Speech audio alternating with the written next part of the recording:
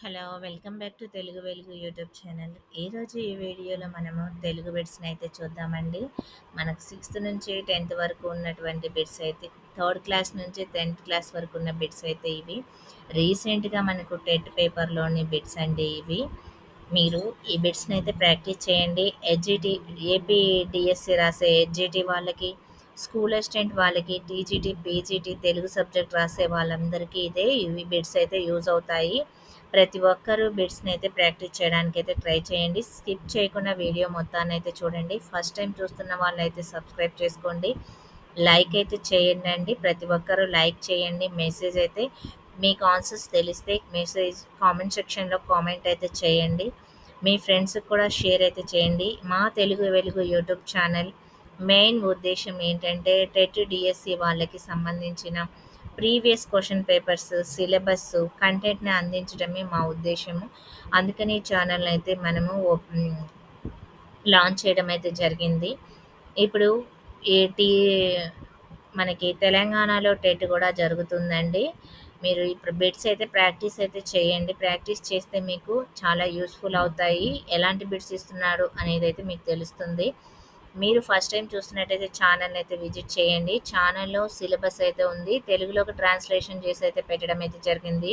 Play లిస్ట్‌లో సైకాలజీకి సంబంధించిన bits, తెలుగుకు సంబంధించిన ప్రీవియస్ క్వెషన్ పేపర్స్ అయితే పెట్టడం జరిగింది. ఈ ప్రీవియస్ క్వెషన్ పేపర్స్‌ని మీరు ఎంత ప్రాక్టీస్ చేస్తే మీకు ఎగ్జామ్‌లో అంత ఈజీగా ఉంటుంది. అందుకని ఆ ప్రాక్టీస్ అయితే చేయండి. ఫస్ట్ అయితే ఇంక వీడియోలోకైతే వెళ్ళిపోదామండి. హ్మ్. ఫస్ట్ అయితే చూడండి. మన భారతీయ లిపి కూడా చాలా ప్రాచీనమైనదని, చిత్రలిపి నుంచే స్వతంత్రంగా పరిణమించినదని పలువురు పాశ్చాత్య విద్వాంసుల విశ్వాసము.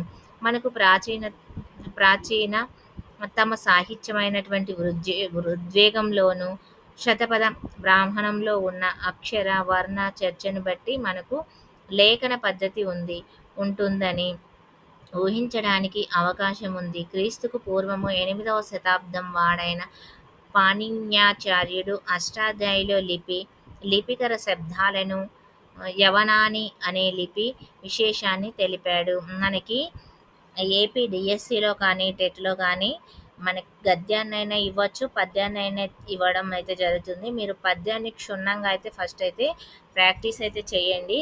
క్షుణ్ణంగా చదివిన తర్వాత నెక్స్ట్ మీరు ఆన్సర్స్ అయితే చేయడానికైతే ట్రై చేయండి. మీరు ఆన్సర్‌లని మీరు ఫస్ట్ పేపర్‌ని మన గద్యాన్నయితే మనం క్షుణ్ణంగా అయితే ఫస్ట్ చదవాలి. భారతీయ లిపికి మూలం ఏమిటి? ఫస్ట్ లిపికర, సెకండ్ ఆప్షన్ గుప్త లిపి, థర్డ్ ఆప్షన్ చిత్రలిపి, ఫోర్త్ ఆప్షన్ స్వర్ణలిపి అనేది ఇవ్వడం అయితే జరిగింది. ఇక్కడ మనకి చిత్రలిపి అనేది రైట్ ఆన్సర్ అండి. మనకు టైం లేదు మనం ఇంత డిస్కషన్ చేయడానికి. మీరు కూడా ఫాస్ట్‌గా చేయండి. మీరు కూడా టైం అయితే వేస్ట్ అయితే చేసుకోకండి. నేనైతే ఆన్సర్స్ అయితే చెప్పేస్తూ ఉంటాను. ఎక్స్‌ప్లనేషన్ అయితే చేయనండి.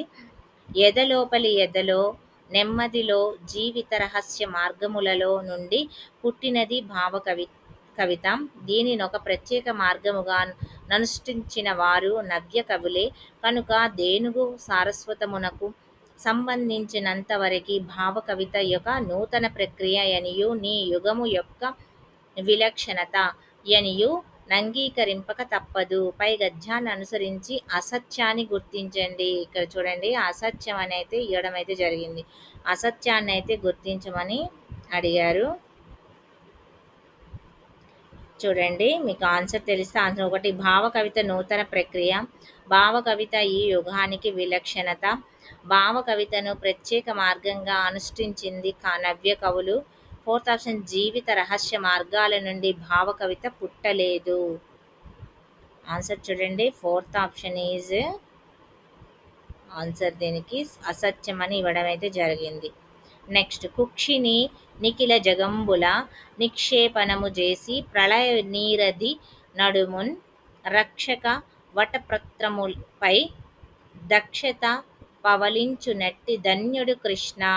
వటపత్రము అనగా ఇక్కడ ఫస్ట్ ఆప్షన్ రావి ఆకు, సెకండ్ ఆప్షన్ మర్రి ఆకు, థర్డ్ ఆప్షన్ తమలపాకు, ఫోర్త్ ఆప్షన్ అరటి ఆకు. చూడండి వటపత్రము అంటే మర్రి ఆకు అని అర్థము. కాదు సుమి దుస్సంగతి పోదుసుమి కీర్తికాంత పొందిన పిదపన్ వాదుసుమి మిప్పించుట లేదుసుమి సతుల వలపు లేశము సుమతి. పద్యములో కలహానికి కారణమయ్యేది ఏంటి? చెడు స్నేహమా, అప్పునిచ్చుట, థర్డ్ ఆప్షన్ కీర్తికాంత, ఫోర్త్ ఆప్షన్ లేశము. చూడండి ఇక్కడ అప్పునిచ్చుట అనేది ఇక్కడ రైట్ ఆన్సర్. మానవ నీ ప్రయత్నం మానవ అనేది ఏ ఏ అలంకారము? చేకానుప్రాస అలంకారం ఫస్ట్ ఆప్షన్, లాటానుప్రాస అలంకారం సెకండ్ ఆప్షన్, యమక అలంకారము, శ్లేష అలంకారము. చూడండి మీకు తెలిస్తే చేయండి. ఇక్కడ చేకానుప్రాస అలంకారం అంటే అర్ధభేదమునే ఉంటుంది.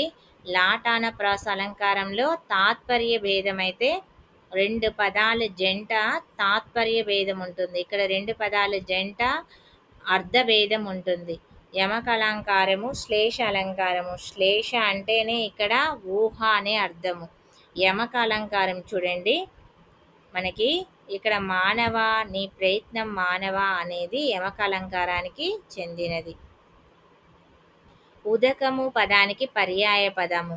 ఉదకము అంటే వనము జనుము, సలిలము జలము, తరగము సీసము, ఫోర్త్ ఆప్షన్ తల్పము కల్పము. ఉదకము అంటే నీరు సముద్రం కాబట్టి ఇక్కడ మనకి సలిలము జలము అనేది రైట్ ఆన్సర్. పరోపకారము ఇతివృత్తంగా గల పాఠం ఏమిటి? ఫస్ట్ ఆప్షన్ ఏ దేశం.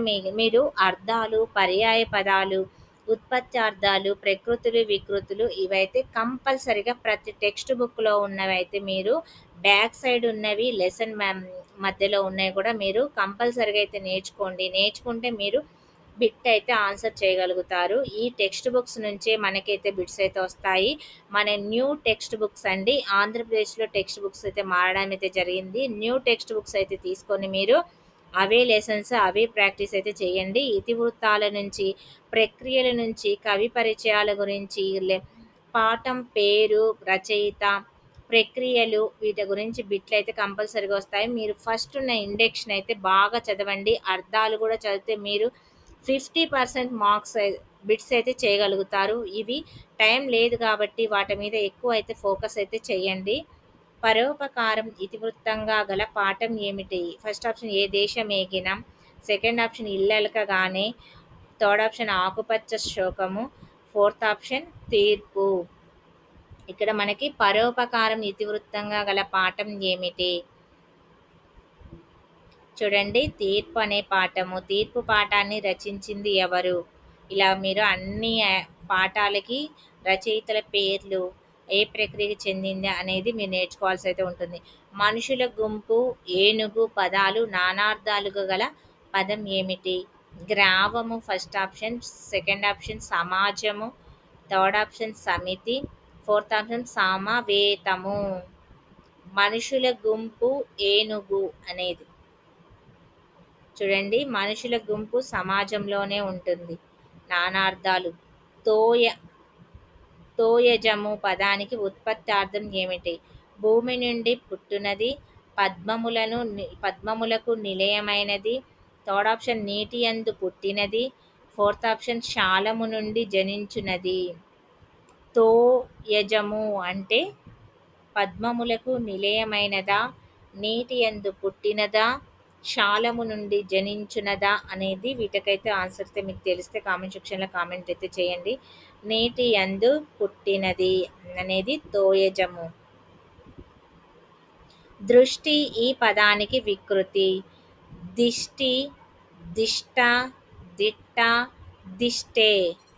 దిష్టి అనే పదానికి వికృతి. చూడండి ప్రకృతులు, వికృతులు ఇప్పటి వరకు మనకైతే అర్థాలు నానార్థం అయితే ఒకటి వచ్చింది, ఉత్పత్తార్థం అయితే ఒకటి వచ్చింది, అర్థం అయితే ఒకటి వచ్చింది.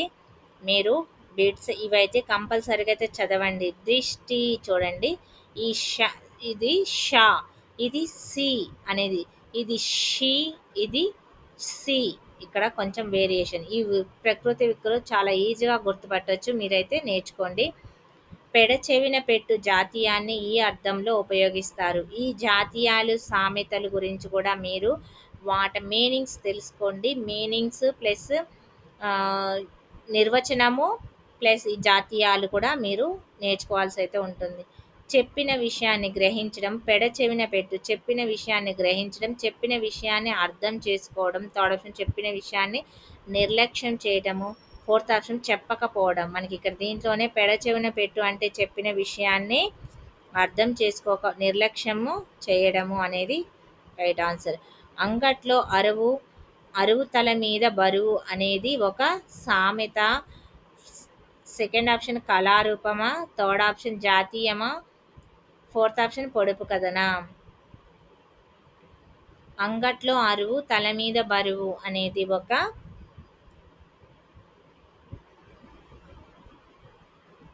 కళారూపము. చూడండి, మనం సామెత అయితే నేనైతే సామెత అని అనుకున్నాను, కాదంట, ఇది కళారూపము అంట. సజ్జన సాంగత్యం ఎప్పటికీ మంచిదని చెప్పడమే ఉద్దేశంగా గల పాఠం ఏమిటి? ఫస్ట్ ఆప్షన్ సందేశము, సెకండ్ ఆప్షన్ పయనము, థర్డ్ ఆప్షన్ ధన్యుడు, ఫోర్త్ ఆప్షన్ జానపదుని జాబు. సజ్జన సాంగత్యం అనేది ధన్యుడు పాఠంలోనే మనము చూస్తాము. నెక్స్ట్, సరభ సరభసోత్సాహము పదంలోని సంధి. యనాదేశ సంధి, సెకండ్ ఆప్షన్ వృద్ధి సంధి, థర్డ్ ఆప్షన్ గుణ సంధి, ఫోర్త్ ఆప్షన్ ఎడాగము సంధి. సరభోత్సాహము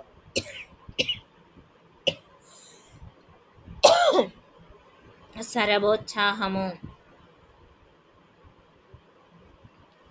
చూడండి, మీకు ఆన్సర్ తెలిస్తే కామెంట్ సెక్షన్లో కామెంట్ చేయండి. ఇక్కడ గుణసంధి. సరభ ప్లస్ ఉత్సాహము, సరభోత్సాహము. అకారానికి ఈ ఊరులు పరమైనప్పుడు క్రమంగా ఏఓఆర్లు ఆదేశంగా వస్తాయి కాబట్టి దీన్ని గుణసంధి అని అంటారు. ఈ సంధులు కూడా చూడండి మీరు. వలనన్, కంటే, పట్టి అనేటివి ద్వితీయ విభక్తి ప్రత్యయాల, తృతీయ విభక్తి ప్రత్యయాల, షష్ఠి విభక్తి ప్రత్యయాల, పంచమి విభక్తి ప్రత్యయాల. వలనన్, కంటే, పట్టి అనేటివి పంచమి విభక్తి ప్రత్యయాలు. షష్ఠికి యొక్క, లో, లోపల అనేటివి అయితే వస్తాయి. తృతీయకి చేతంచే, తోడంతో అనేది వస్తాయి. ద్వితీయకి నీ, నున్, లన్, కూర్చి, గురించి అనేటివి ద్వితీయ విభక్తికి అయితే వస్తాయి. శీతోష్ణము అనే పదం ఈ సమాసానికి సంబంధించింది. ఫస్ట్ ఆప్షన్ ద్వంద్వ సమాసము, సెకండ్ ఆప్షన్ నన్ తత్పురుష సమాసము, థర్డ్ ఆప్షన్ దిగు సమాసము, ఫోర్త్ ఆప్షన్ విశేషణ ఉభయపద కర్మధారాయ సమాసము. ఇక్కడ శీతోష్ణము రెండు పదాలు, పూర్వపదము ఉత్తర పదము రెండు కూడా విశేషణానికి చెందినవి కాబట్టి విశేషణ ఉభయపద కర్మధారాయ సమాసం. శీతోష్ణము అంటే శీతలము ప్లస్ ఉష్ణము అనేవి రెండు పదాలు ఉన్నాయి కాబట్టి దీని ఉభయపద కర్మధారాయ సమాసము, రెండు విశేషణాలే. ఆయతి అనే పదానికి అర్థము. ఆయతి సిద్ధము, సెకండ్ ఆప్షన్ ప్రభావము, థర్డ్ ఆప్షన్ పరిగెత్తు, సెకండ్ ఆప్షన్ పెదవి. ఆయతి అంటే ఆప్షన్ ప్రభావము అనేది ఆన్సర్. నెక్స్ట్, ఇదంతా చూస్తూ నిలబడిపోయాను నేను. ఈ వాక్యంలో చూస్తూ అనేది అప్యార్థక వాక్యమా, కర్త్వార్థక వాక్యమా, ఛేదార్థక వాక్యమా, చతుర్థార్థక వాక్యమా? చూస్తూ అనేది ఇది వర్తమానానికి సంబంధించింది కాబట్టి ఇక్కడ చతుర్థార్థక వాక్యము ఇది ద రైట్ ఆన్సర్. చూస్తూ భూతకాలానికి సంబంధించింది, వర్తమాన కాలానికి సంబంధించింది, భవిష్యత్ కాలానికి సంబంధించింది. ఇది కర్తృత్వాత్మక వాక్యం అనేది భూతకాలానికి సంబంధించింది. ఛేదార్థక వాక్యం అనేది భవిష్యత్ కాలానికి సంబంధించింది. క్షేత్రార్థక వాక్యం అనేది వర్తమాన కాలానికి సంబంధించింది. ఇక్కడ వర్షాలు పడితే మనకి పంటలు పండుతాయి. వర్షాలు పడితే, ఇక్కడ తే అనేది మనకు పడితే అనేది మనకి భవిష్యత్తులోకి సంబంధించింది కాబట్టి ఇక్కడ ఛేదార్థకం అవుతుంది. కర్తృత్వార్థకం అయితే భూతకాలం మనకి నిన్న జరిగిన పని గురించి తెలియజేయడం అయితే జరుగుతుంది. అలా మీరు నేర్చుకోండి. సాందీపుడు గురువు, శ్రీకృష్ణుడు శిష్యువు, సామాన్య వాక్యాలను సంయుక్త వాక్యంగా మారిస్తే ఏ విధంగా ఉంటుంది? ఇక్కడ సాందీపుడు, శ్రీకృష్ణుడు ఇద్దరు ఇది సంయుక్తంగా మార్చాలి అంటున్నారు. ఫస్ట్ ఆప్షన్ సాందీపుడు గురువు కానీ శ్రీకృష్ణుడు శిష్యుడు కాదు. సాందీప కృష్ణులు గురు శిష్యులు. సాందీపుడు కృష్ణుడు గురు శిష్యులు. సాందీపుడు గురువు, శ్రీకృష్ణుడు శ్రీకృష్ణుడి శిష్యుడు. ఇక్కడ మనకి సాందీప సంయుక్తం అంటే సాందీప శ్రీకృష్ణుని గురు శిష్యుడు. ఇక్కడ మనకు సంయుక్తం ఇక్కడ సాందీప గురువు శ్రీకృష్ణుడు ఇది సామాన్య వాక్యం, విడివిడిగా చెప్పడము. దీన్ని నామవాచకాలు, రెండు నామవాచకాలను ఒక దగ్గరికి తీసుకొచ్చి ఇక్కడ క్రియని మనము పక్కన తీసుకొని రావడాన్ని సంయుక్తం చేయడం అని అర్థం. దీన్ని సాందీపుడు శ్రీకృష్ణుడు గురువు శిష్యులు అని ఇది సంయుక్తం చేసి చెప్తున్నాము. ఇక్కడ మరి వేరుగా చెప్పాల్సిన అవసరం అయితే లేదు. సుగ్రీవ విజయము అనేది తొలి నవల, తొలి నాటకము, థర్డ్ ఆప్షన్ తొలి ప్రబంధమా, తొలి యక్షగానమా? సుగ్రీవ విజయము అనేది మనకి తొలి యక్షగానము. మీరు సుగ్రీవ విజయాన్ని ఎవరు రచించారు అనేది మీరు కామెంట్ సెక్షన్ అయితే కామెంట్ చేయండి. ఒక వ్యక్తి జీవితంలో సంఘటనల మధ్య సంబంధాన్ని కళాత్మకంగా చిత్రించే ప్రక్రియ. ఈ ఒక వ్యక్తి జీవితంలో సంఘటనల మధ్య సంబంధాన్ని కళాత్మకంగా చిత్రించే ప్రక్రియ వ్యాస ప్రక్రియనా, సెకండ్ ఆప్షన్ కథానికనా, థర్డ్ ఆప్షన్ అనువాదము ప్లస్ ఫోర్త్ ఆప్షన్ ఆత్మకథ. ఒక వ్యక్తి జీవితంలో సంఘటనల మధ్య సంబంధాన్ని కళాత్మకంగా చిత్రీకరించేది కథ. ఆత్మకథ అంటే ఏంటండి? ఒక వ్యక్తి గురించి గురించి తను రాసుకోవడాన్ని ఆత్మకథ అని అంటారు. వ్యాసం అంటే ఒక రచనని, ఒక విషయానికి సంబంధించి మనము దాన్ని క్షుణ్ణంగా సంక్షిప్తంగా రాయడాన్ని వ్యాసము అని అంటారు.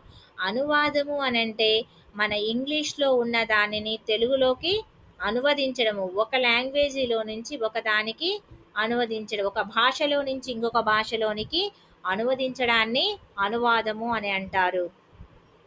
తీర్పు పాఠ్యాంశము ఈ గ్రంథం నుండి స్వీకరించబడింది. తీర్పు పాఠము రచించింది ఎవరు? మనకి జంధ్యాల పాపయ్య శాస్త్రి గారు రచించారు. దానికి ఎక్కడి నుంచి తీర్పు పాఠాన్ని ఏ గ్రంథం నుంచి స్వీకరించారు? ఇవన్నీ ఆయనవే. ఉదయశ్రీ ఆయన రచనే, కరుణశ్రీ ఆయన రచనే, విజయశ్రీ ఆయన రచనే, తెలుగు బాల శతకం కూడా ఆయన రచించిందే. ఎవరు? జంధ్యాల పాపయ్య శాస్త్రి గారు రచించింది. ఇప్పుడు తీర్పు పాఠము దేనికి సంబంధించింది? కరుణశ్రీ అనే రచన నుంచి అయితే, గ్రంథం నుంచి అయితే స్వీకరించడం అయితే జరిగింది. శార్దూల పద్యానికి సంబంధించని దానిని గుర్తించండి. ఇక్కడ సంబంధించని దానిని అని అడగడం అయితే జరిగింది. యతి స్థానము 13వ అక్షరము, ప్రాస యతి వెయ్యవచ్చును, మొత్తం అక్షరాలు 19, ప్రాస నియమము కలదు. సరి కానిది అనేది అడిగారు కాబట్టి ఇక్కడ మొత్తం అక్షరాలు ఇవి రెండు ఆన్సర్స్ అనేటివి తప్పు ఇవ్వడం అయితే జరిగిందంట. నాన్నకు రాయని ఉత్తరం కథా సంపుటి వీరి రచన. నాన్నకు రాయని ఉత్తరం Paladugu Satyavathi, second option Pavani Nirmala Prabhavathi, third option Pingali Baladevi, fourth option Utkuri Lakshmikanthamma. మీకు ఈ ఈ రచయిత్రులు రచించిన పాఠాల పేరునైతే కామెంట్ సెక్షన్లో అయితే కామెంట్ అయితే చేయండి. నాన్నకు రాయని ఉత్తరము అనేది పింగళి బాలాదేవి రచించడం అయితే జరిగింది. కథా సంపుటి నుంచి అయితే తీసుకోవడం అయితే జరిగింది. సంధి జరిగే రెండు పదాల్లో పరపదంలోని మొదటి అచ్చును ఇలా అంటారు. సంధి జరిగే రెండు పదాలలో పరపదంలోని మొదటి అచ్చును ఇలా అంటారు. సంధి జరిగే రెండు పదాలలో ముందు ఉన్న పదాన్ని మనం పూర్వపదం అని అంటారు, తర్వాత ఉండే పదాన్ని పరపదం అని అంటారు. ఇక్కడ చూడండి, పరస్వరం అంటారా, సెకండ్ ఆప్షన్ పూర్వస్వరం అంటారా, థర్డ్ ఆప్షన్ పూర్వ పదం అంటారా, పరపదం అంటారా? చూడండి మనకి ఇక్కడ స్వరాల గురించి సంధికి జరిగే రెండు పదాలలో పరపదంలో మొదటి అచ్చును ఇలా అంటారు. మొదటి అచ్చును పరస్పరం అని అంటారు. పరపదంలోనే ఉంది కాబట్టి ఇక్కడ పరస్పరం అని అంటారు. నాకు తెలుసు అని వృద్ధుడు అన్నాడు. ఈ వాక్యానికి పరోక్ష కథనం చెప్పండి. నాకు తెలుసని వృద్ధుడు అనలేదు. సెకండ్ ఆప్షన్ అతనికి తెలుసని వృద్ధుడు అన్నాడు. థర్డ్ ఆప్షన్ తనకు తెలుసని వృద్ధుడు అన్నాడు. ఫోర్త్ ఆప్షన్ తనకు తెలియదని వృద్ధుడు అన్నాడు.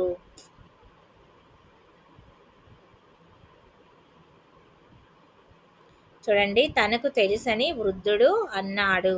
ఓ మహారాజా సాక్షాత్తు పరమేశ్వరుడే. ఈ వాక్యంలోని అలంకారం ఏమిటి? ఫస్ట్ ఆప్షన్ స్వభావోక్తి అలంకారము, సెకండ్ ఆప్షన్ ఉత్ప్రేక్ష అలంకారము, థర్డ్ ఆప్షన్ ఉపమా అలంకారము, ఫోర్త్ ఆప్షన్ రూపక అలంకారము. ఓ మహారాజా సాక్షాత్తు పరమేశ్వరుడే అని అన్నారు. ఇక్కడ చూడండి ఇక్కడ రూపక అలంకారము.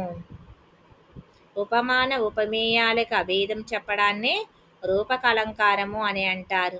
ఉత్ప్రేక్ష అంటే ఇక్కడ ఊహకు సంబంధించింది. స్వభావోక్తి అంటే ఉన్నది ఉన్నట్లు చెప్పడాన్ని స్వభావోక్తి అని అంటారు. ఉపమా అలంకారం అంటే ఉపమాన ఉపమేయాలతోని పోలిక చెప్పడాన్నే మనకి ఉపమా అలంకారము అని అంటారు. ఇక్కడ రూపక అలంకారం మహారాజు సాక్షాత్తు పరమేశ్వరుడే. ఆ మహారాజు సాక్షాత్తు పరమేశ్వరుడితో అయితే ఇక్కడ ఆ రాజు పరమేశ్వరుడు అంటే పరమేశ్వరుడు వేరు, మహారాజు వేరు. ఇక్కడ భేదం చెప్తున్నారు కాబట్టి ఇక్కడ రూపక అలంకారము. నీవు పరీక్ష బాగా రాయి. ఈ వాక్యంలో నీవు అనేది ఇక్కడ ఉత్తమ పురుష ఏకవచనము, ప్రథమ పురుష బహువచనము, మధ్యమ పురుష ఏకవచనము, మధ్యమ పురుష బహువచనము. ఇక్కడ మీరు నీవు అని ఇచ్చారు. నీవు అంటే వేరే వాళ్ళు. ఇక్కడ నేను ఉత్తముడిని. నేను అన్నప్పుడు నేను ఉత్తముణ్ణి, నీవు మధ్యముడివి, అతను వేరే వాళ్ళ గురించి చెప్పిన వాళ్ళని ప్రథముడు అంటారు. ఇక్కడ నీవు అని ఇచ్చారు కాబట్టి నీవు ఇక్కడ ఏమవుతుంది? మధ్యముడు అవుతుంది. ఎక్కడో ఉన్న వాళ్ళని గురించి చెప్పడాన్ని ప్రథములు అంటారు. నీవు నీ దగ్గర ఉన్న వాళ్ళని వేరే వాళ్ళ గురించి చెప్పడం అన్నప్పుడు మన ఇద్దరు సంభాషణ జరిగేటప్పుడు నేను ఉత్తముణ్ణి, నువ్వు మధ్యముడివి, వేరే దగ్గర ఉన్న వాళ్ళ గురించి చెప్పడాన్ని ప్రథములు అని అంటారు. ప్రథమ పురుష, ఉత్తమ పురుష ఇవి మీకు అర్థమైతే తెలవాలండి. నన్నయ్య వీరి ఆస్థాన కవి మన్మసిద్ధి. సెకండ్ ఆప్షన్ ప్రోడయదేవరాయలు, third option Narayana Bhattu, fourth option Rajaraja నరేంద్రుడు. మీ మన్మసిద్ధి ఎవరి ఆస్థానంలో ఉన్నాడు? తిక్కన్న మన్మసిద్ధి ఆస్థాన కవి ఉన్నాడు. ఇక్కడ ప్రోడయదేవరాయుడు శ్రీనాథుడు ఉంటారు. నారాయణ భట్టు అనే నన్నయ్యకు సహాయం చేసిన ఆయన. ఇప్పుడు రాజరాజ నరేంద్రుడు ఆస్థాన కవి నన్నయ్య అనేది రైట్ ఆన్సర్ అండి. చిత్రం గురించి వివరించు అన్నది ఈ చిత్రం గురించి వివరించు అని చెప్పడం అయితే జరుగుతుంది. వివరించు అనేది విద్యార్థక వాక్యమా, సెకండ్ ఆప్షన్ ఆశీర్వాదక వాక్యమా, థర్డ్ ఆప్షన్ ప్రశ్నార్థక వాక్యమా, ఫోర్త్ ఆప్షన్ వ్యతిరేకార్థ వాక్యమా. ఇక్కడ చూడండి మనకు ఆశీర్వాద వాక్యము అని అంటే మీరు ఎవరినైనా ఆశీర్వదించడము చల్లగా ఉండాలి అనేది, మీరు విజయం సాధించాలి, ఇలాంటివి ఆశీర్వాద వాక్యాలు. ప్రశ్నార్థకం అంటే మీరు క్వశ్చన్ చేసే వాక్యాలను, మీ ఊరు ఎక్కడ అనేది ప్రశ్నార్థక వాక్యం. వ్యతిరేకార్థక వాక్యం అంటే వ్యతిరేకంగా ఉండే వాక్యాలని వ్యతిరేక వాక్యాలు అని అంటారు. ఇక్కడ ఆజ్ఞలకు సంబంధించింది, ఆజ్ఞాపిస్తున్నావు, చిత్రం గురించి వివరించు అని చెప్తున్నావు కాబట్టి ఇక్కడ మీకు విద్యార్థక వాక్యం అయితే అవుతుంది. ఆజ్ఞాపించడాన్ని ఏమంటారు? విద్యార్థక వాక్యం అని అంటారు. ఇవి చాలా ఇంపార్టెంట్ అండి ఈ క్వశ్చన్స్. మీరు ఇవైతే బాగా ప్రాక్టీస్ అయితే చేయండి. ఇంతటితో అయితే ఈ బిట్స్ అయితే అయిపోయాయండి. నెక్స్ట్ వీడియోలో మనము మళ్ళీ కొన్ని మీరు తెలుగు సబ్జెక్ట్ అయితే గిన మా కామెంట్ సెక్షన్‌లో అయితే కామెంట్ చేయండి. నేను తెలుగు బిట్స్ అయితే పెట్టడానికైతే ట్రై చేస్తాను. హ్మ్. మరిన్ని వీడియోస్ కోసం మా ఛానల్‌ని అయితే ఫాలో అవుతూ ఉండండి. సైకాలజీ బిట్స్ కూడా నేను చాలా అయితే పెట్టాను. జీకే కరెంట్ అఫైర్స్ కూడా పెడతానండి. నేను తెలుగు బిట్స్, సోషల్ బిట్స్ ఇవి కూడా ప్రీవియస్ పేపర్స్ అయితే పెడతాను. ప్రతి ఒక్కరు వీడియోనైతే చూడండి. మీరు కామెంట్ సెక్షన్‌లో కామెంట్ చేస్తే ఆ కామెంట్స్‌ని నెక్స్ట్ వీడియోలో మీ డౌట్స్‌నైతే నేను క్లారిఫై అయితే చేస్తాను. ప్రతి ఒక్కరైతే ఫుల్ వీడియో ఇప్పుడైతే చూసారు కదండీ! మీకు ఈ వీడియో కొంచెమైనా మీకు యూజ్‌ఫుల్ అయ్యి ఉంటది. మీరు ప్రతి ఒక్కరు నాకు థాంక్స్ చెప్పే రూపం ఏంటంటే మీరొక లైక్ చేస్తే నాకు థాంక్స్ చెప్పినట్టే అవుతుంది. అందుకనే మీరు ప్రతి ఒక్కరు చూసిన వారు లైక్ అయితే చేయండి. నెక్స్ట్ వీడియోలో అయితే కలుసుకుందామండి. టెట్, డీఎస్సీ రాసే వాళ్ళందరికీ ఆల్ ది బెస్ట్ అండి. ప్రతి ఒక్కరు విజయం అయితే సాధించాలి. మా ఛానల్‌నైతే సబ్స్క్రైబ్ అయితే చేసుకోండి. నేను డీఎస్సీకి సంబంధించినవి ప్రీవియస్ పేపర్సే అప్‌లోడ్ అయితే చేస్తానండి. న్యూ సిలబస్‌కి సంబంధించిన వీడియోస్ అండి ఇవన్నీ. మీరు మీ ఫ్రెండ్స్‌కి కూడా షేర్ అయితే చెయ్యండి. వాళ్ళతో కూడా లైక్ అయితే చేయించండి. థ్యాంక్ యూ అండి. మరి నెక్స్ట్ వీడియోలో అయితే కలుసుకుందాము. Thank you.